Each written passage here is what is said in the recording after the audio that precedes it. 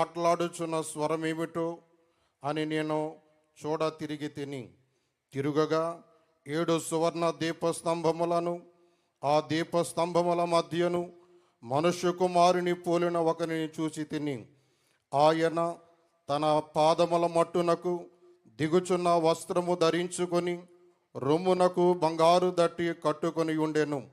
ఆయన తల వెంట్రుకలను తెల్లని ఉనిని పోలినవై హిమమంతా ధవలముగా ఉండెను. ఆయన నేత్రములు అగ్ని జ్వాలల వలె ఉండెను. ఆయన పాదములు కొలిమిలో పుటము వేయబడి మెరయుచున్న అపరంజితో సమానమై ఉండెను. ఆయన కంఠ స్వరము విస్తార జల ప్రవాహముల ధ్వని వలె ఉండెను. ఆయన తన కుడి చేత 7 నక్షత్రములు పట్టుకొని ఉండెను. ఆయన నోట నుండి 2 అంచులు గల వాడి అయిన ఖడ్గమొకటి బయలు వెడలుచుండెను.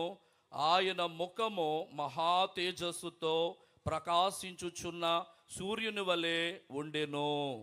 నేను ఆయనను చూడగానే చచ్చిన వాని వలె ఆయన పాదముల యొద్ద పడితిని.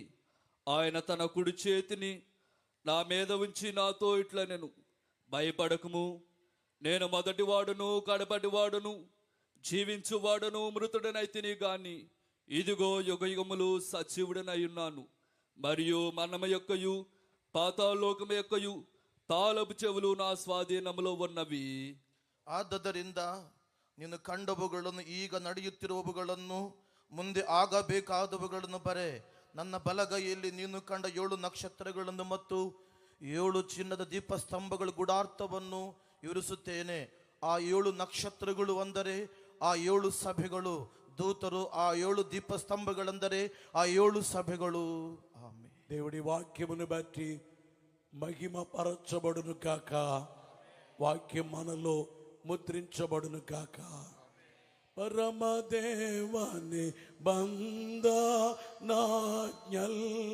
భక్తితో గైకొను జనులకు, పరమదేవాని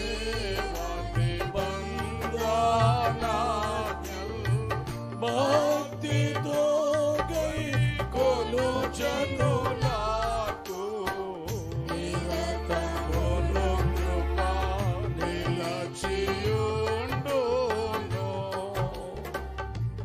యెహోవా నీతి తరముల పిల్లలకు నుండును.